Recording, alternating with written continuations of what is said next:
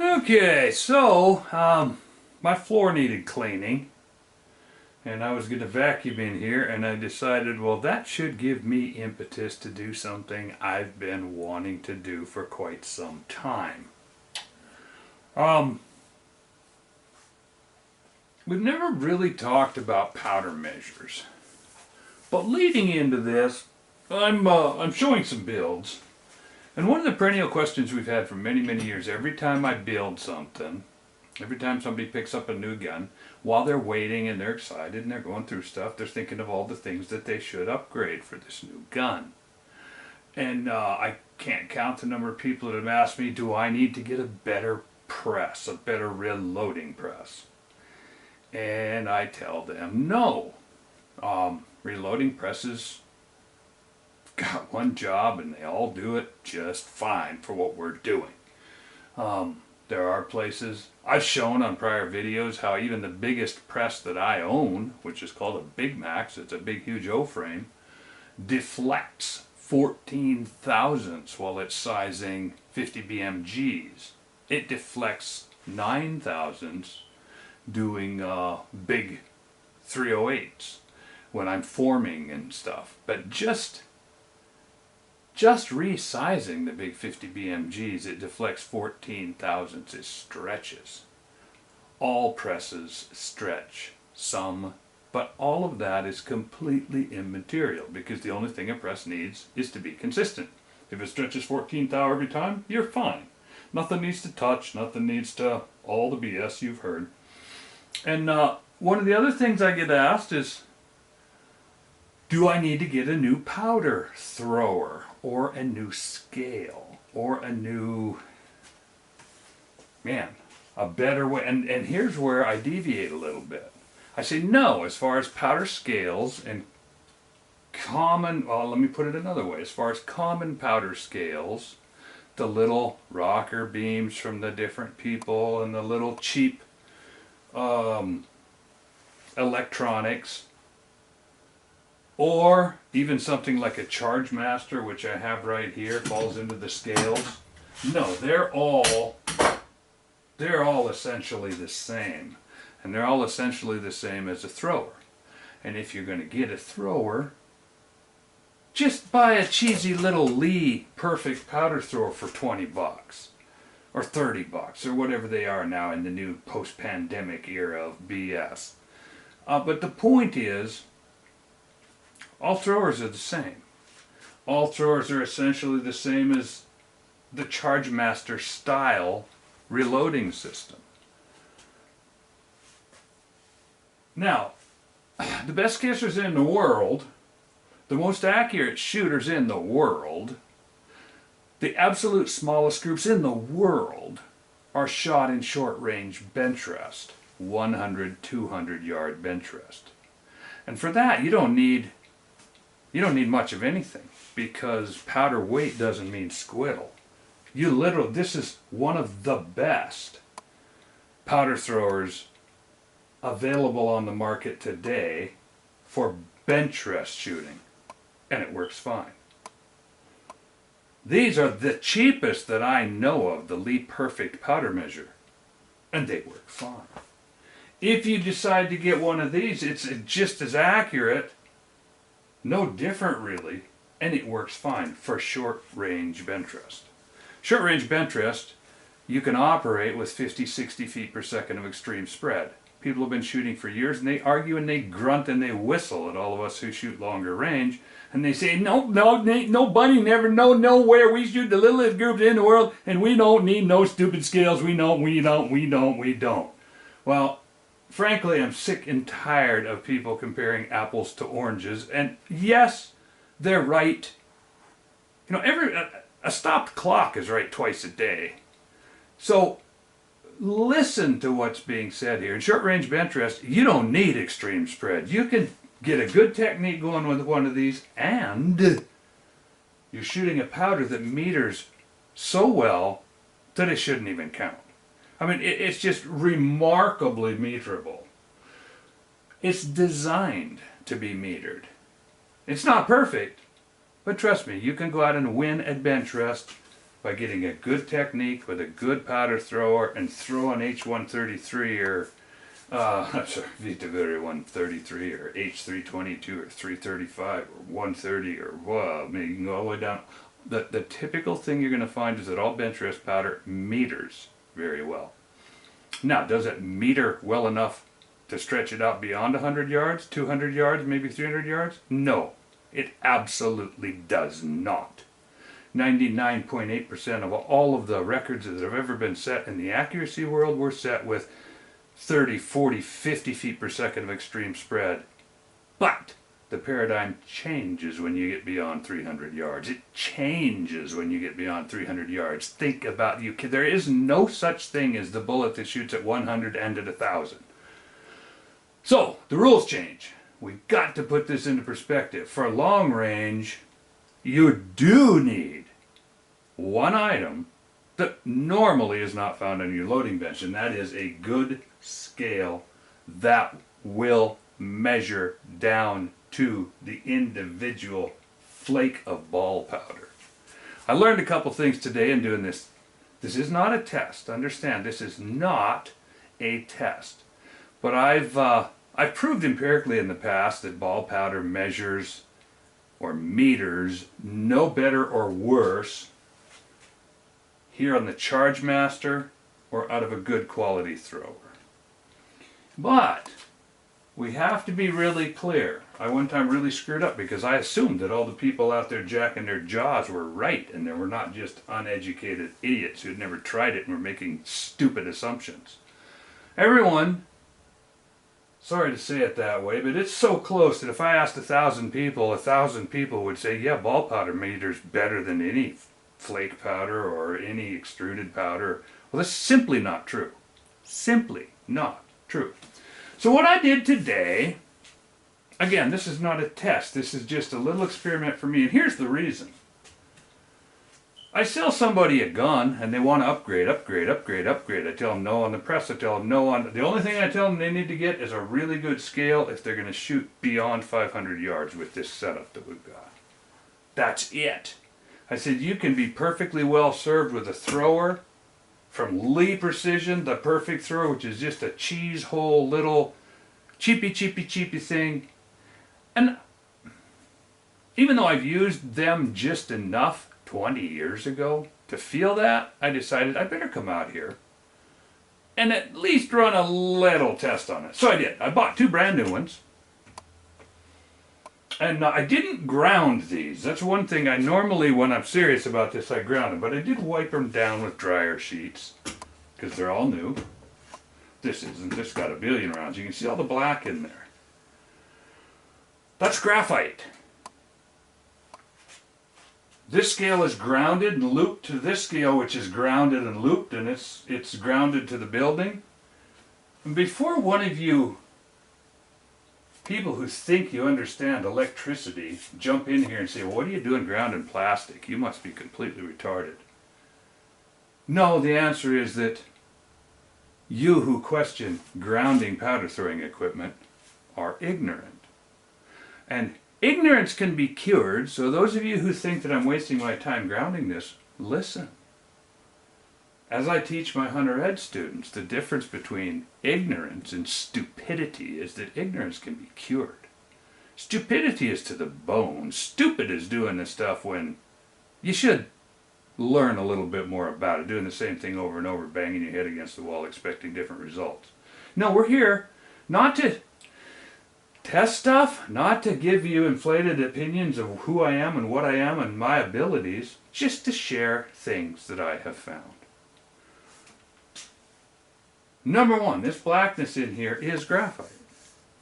Some of you might have wondered, why graphite? Why is there graphite? Make it slip better? Make it slide? Well, yeah. But the real reason for graphite is because it's electrically conductive. And those of you that are willing to think and explore your world, think about those dryer sheets that your mom's been putting in the clothes for so long. Some of you might have wondered, well, how does that work? It's cold outside, my hair's standing on end, and my clothes are sticking. Women are especially attuned to it because their clothes cling to them. You put on an evening dress and it clings and you're walking around with weird wrinkles and folds and not looking like you want to. You want to get rid of that. You get rid of static cling. It's been something that's been touted big time since the late 50s. Women have been doing this in their dryers using something called a dryer sheet. You might wonder how it works. Well, a dryer sheet is simply conductive. It lets the static electricity on your clothing bleed off into the environment. People who work around electronics know perfectly well that they wear grounded gloves. They have touch-off mats. Technically, in fine print, when you go up to gas up your car, you're supposed to touch off before you get up and spark and blow your car up. But it happens so rarely that nobody ever does it. By touch off, I mean touch something to equalize the potential electricity between the two. If one object is storing a higher, greater electric charge than another, when they get together, they earth between themselves. They try to and they do equalize their potential. I'm not an electrician, so I'm kind of using words wrongly, but I'm trying to speak in a way that non-electricians can understand it. So everything in this room's got a different electrical charge, as long as it's grounded from its environment. One way to ground something quickly and temporarily is to wipe it with a dryer sheet, and that just allows it to kind of bleed. These, on the other hand, have got internal electrics that are kicking off electrons, and they tend to build a charge. So, by grounding them and wiping them down with a dryer sheet and the graphite inside, they bleed off. That's why as I've been here, this scale is 0.000 and this scale is 0. Ooh, I stepped on one. Anyway, they stay zeroed. People are always complaining. If I get a good scale, I hear that the lights set them off. I hear that you can't work under fluorescence. I hear that all kinds of BS. No. Now, I do have a cake sheet cover here that I cover this, but it's, in my opinion, after years and years of being able to keep a scale perfectly stable, it's about radical temperature changes coupled with wind. So keep the environment solid.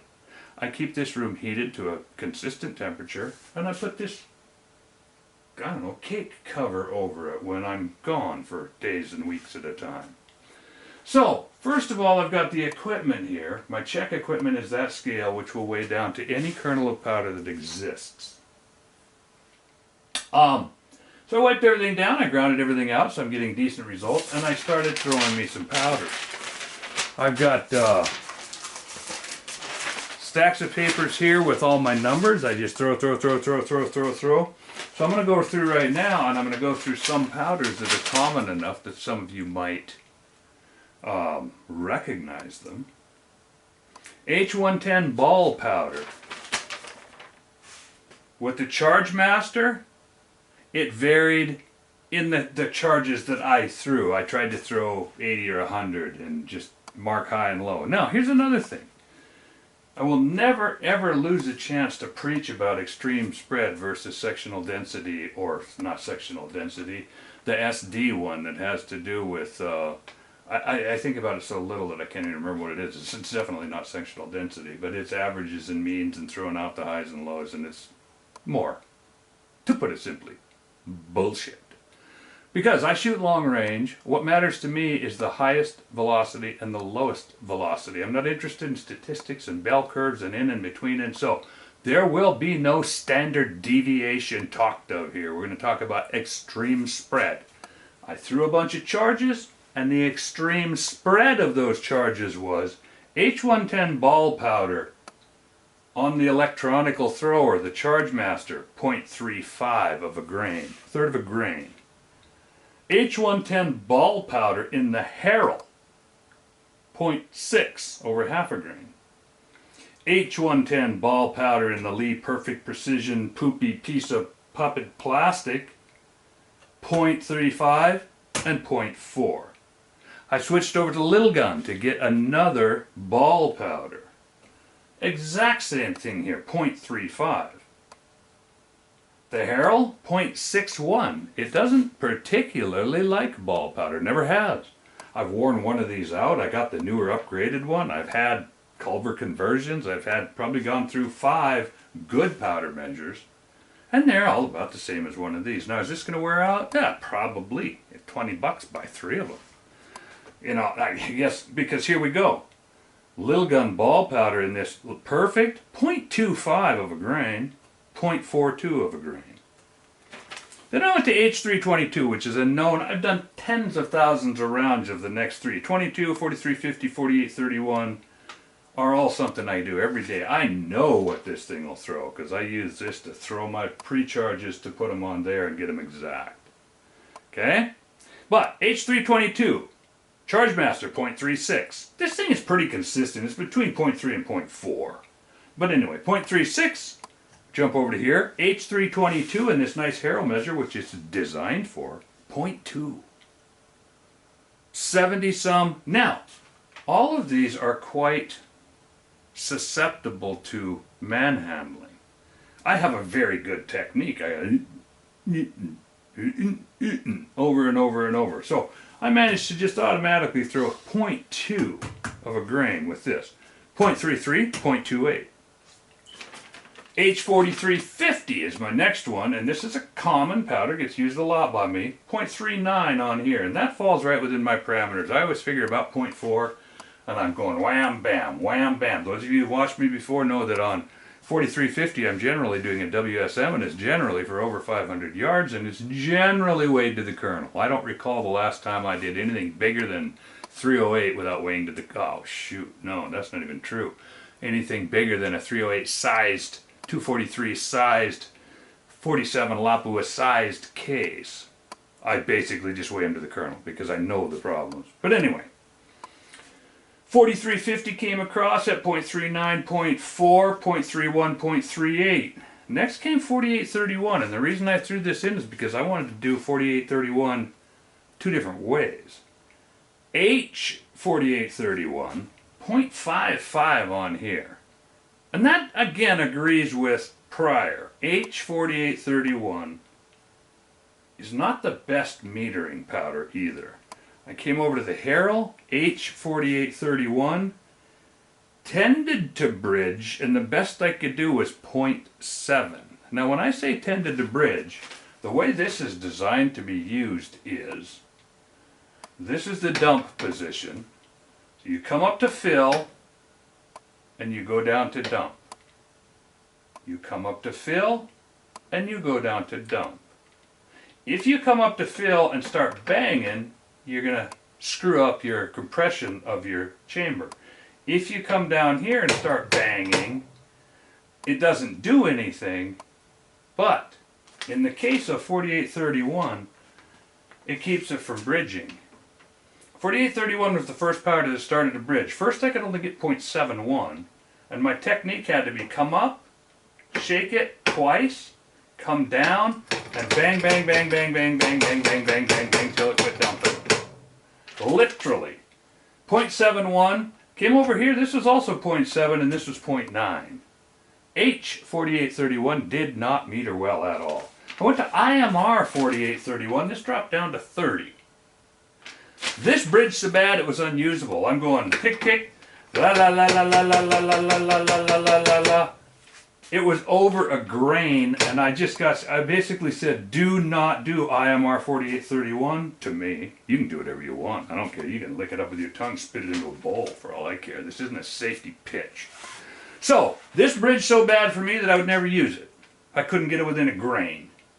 Now I went over here, I got 0.85 and 0.58. Nah, okay for short range stuff. Then I decided I'm going to go all the way up to RL50. Big ol' honkin' kernel grains. And this blew my freaking doors off. This has always been, this Chargemaster has always been around a half a grain, quarter of a grain. Ball powder's worse. A nicely metering, but one thing about it is it'll do H4831 or H4831SC roughly equivalently because of the way it works. And I've done all the stupid ass modifications with springs and straws and tape and cutting pieces, all kinds of stuff. I've retuned it and it's all back to stock now because all of that stuff, bullshit! It's like putting a chip in your truck and thinking you're actually getting something. You have to be stupid. I mean, you can move those curves around. You can re-gear the rear end. You can re-gear the tranny. You can put an overdrive. It doesn't matter. You're not making it more efficient. This thing works just as well as it can work. right out of the box, bone stock. But with RL50 and its big old honking kernels, this thing will go down to 3 kernels, and these kernels are about 6/100ths of a grain. This thing ran 18.18 of a grain. That is the best. Big old gnarly kernels in here. They come out like logs. It's going, and it drops one. So anyway, this thing measures to within 3 kernels. Go to here, big old no. Do not, under any circumstances, use RL50 in this precision bench rest powder measure. These, on the other hand, ran it through just fine. 0.38, 0.41. In fact, IMR 4831 was worse in here. This was the biggest, 0.85. Don't know if it was an anomaly, don't care. Doesn't matter. As I said, I'm sharing with you what I found. So what I'm going to say is, this powder measure with a wide range of powders is definitely just as good as this one. You don't need to upgrade. In the end, what you need, no matter what powder you're going to run, I have been playing with my 50 fart, and I have been weighing ball powder to the kernel. This is what ball powder looks like. I know some of you know this, but I'm going to show you some little baby kernels here. So, there's ball powder, and this happens to be H110, and I've been trying to come up with a good extreme spread on the fart blossom actually. And I've got it down to about 25. That's another story. But the weird things I'm just going to say, and here's the tone that I'm going to put on this, guys. I'm not telling you or teaching you, I'm sharing a little bit, but I'm begging you, when you hear this stuff, oh, ball powder meter's so much better, go test it. Please, please, go verify. I'm just showing you what I set up here. This is not a definitive test. This is not, you can pick on it. I don't care. You feel the urge to start picking on this, go stick your head in the toilet and give yourself a swirly. Just to take your mind off of what I did here. This is no test. I don't claim to test. But I can tell you, I ran through some powders. I showed you some ways maybe to play with. Go try this. Go find out for yourself that the throwers are, this thing is no more accurate than a thrower. The only thing that gives you a definitive answer is a well-stabilized and grounded. I do have a dedicated circuit to this because I'm anal about that, and this whole shop has got dual circuits running through it. But biggest thing is, test. Please, people, go out there, test these ideas. Don't take anybody's word. Don't take my word for it. I just showed you what I did. I'm not telling you it means anything.